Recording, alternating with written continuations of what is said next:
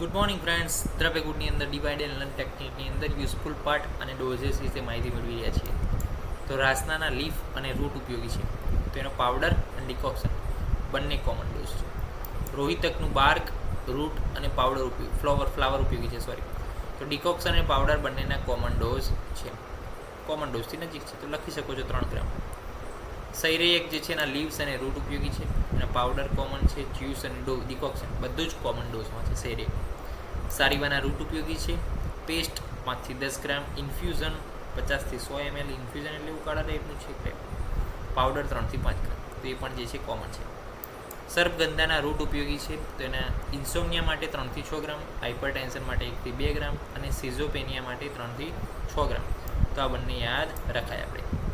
સાલભરણી જે છે એનો હોલ પ્લાન્ટ ઉપયોગી છે. રૂટ ઉપયોગી છે. અને એનું ડિકોક્શન જે છે ઉકાળો જે છે 50 થી 100 ml કે જે કોમન ડોઝ છે.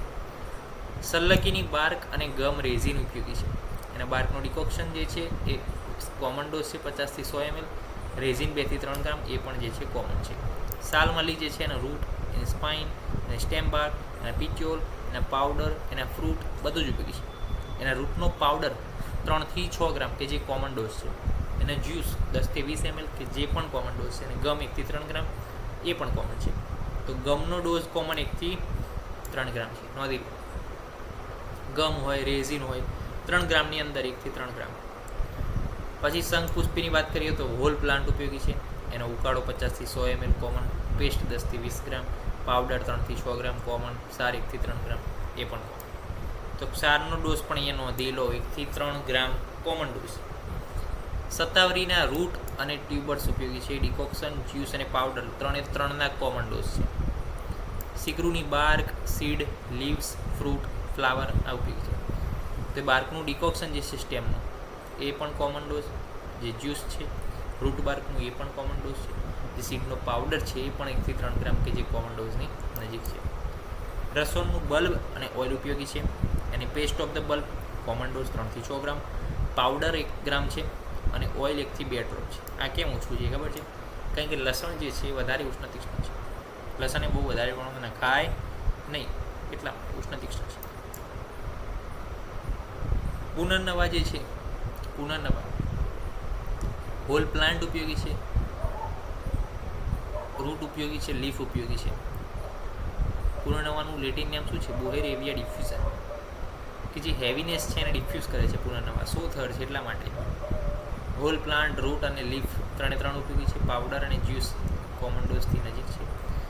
સિરીઝ અને ઓછા છે. કેમ? કારણ કે જે છે પુનર્નવા જે છે એન્ટી ઇન્ફ્લામેટરી એક્શન કરે છે ડાયોરેટિકના ફોર્મમાં. તો 100 થર એક્શન છે. તો 100 થર એક્શન ક્યારે થશે? જ્યારે ફ્લૂડ બોડીનું ઇસ્યુ થશે ત્યારે. તેમાં વધારે ડોઝ જાય તો શું થાય? વધારે ડિહાઇડ્રેશન થઈ જાય. એટલે ઓછો ડોઝ રાખે છે. સિરીઝની અંદર stem bark, seed, flowers, leaves ઉપયોગી છે. ડિકોક્શન, જ્યુસ, પાવડર બધા જ કોમન ડોઝ છે. સ્યોનકની અંદર રૂટ અને બાર્ક ઉપયોગી છે.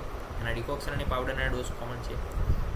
તો નેક્સ્ટ લેક્ચરની અંદર મળીશું બીજા 2 પેજની માહિતી લઈને. હવે લાસ્ટ પેજ છે. અહીંયા 2 પેજ લાસ્ટ બાકી છે એ પૂર્ણ થાય ત્યારબાદ આપણે ફોર્મ્યુલેશન ઓફ ધ દ્રવ્ય એની અંદર પણ ડિવાઇડ એન્ડ લર્ન ટેકનિકથી ફોર્મ્યુલેશનનો અભ્યાસ કરીશું. અને ખૂબ જ ઝડપથી જે છે લેક્ચર સિરીઝ પૂર્ણ કરીશું કે જેથી દ્રવ્યકુળનું પેપર 2 પાર્ટ એ કે જે 103થી વધારે જે ઔષધો છે કે જે મહત્ત્વની છે એનો અભ્યાસ આપણે સંપૂર્ણપણે અહીંયા પૂરો કરીશું. અને આગળ જતાં એવું લાગશે તો જે છે વનસ્પતિના સ્વરૂપ મોર્ફોલોજી વિશે અભ્યાસ કરીશું. અને નેક્સ્ટ લેક્ચરથી આપણે વૈશેજ્ય કલ્પના પ્લસ જે છે રસશાસ્ત્રની અંદર ટ્રિક્સ એમાં પણ ડિવાઇડ એન્ડ લર્ન ટેકનિક અને એક ફર્મા બેઝ જે છે ટેકનિક છે રસશાસ્ત્રની ફર્મો બેઝ કે આ વસ્તુ છે આનું શોધનાંતથી, આનું મારણાંતથી, આનું જે છે નિર્મલીકરણાંતથી. તો એ ટેકનિક પણ આપણી પાસે અવેલેબલ છે. એ ટૂંક જ સમયની અંદર આપણી સાથે શેર કરીશું. તો નેક્સ્ટ લેક્ચર સિરીઝ અને નેક્સ્ટ લેક્ચરની પતવાની રાહ છે કે ક્યારે હવે એક લેક્ચર પતે, ફોર્મ્યુલેશનવાળી સિરીઝ પતે અને આપણે રસશાસ્ત્રમાં પ્રવેશ કરીએ.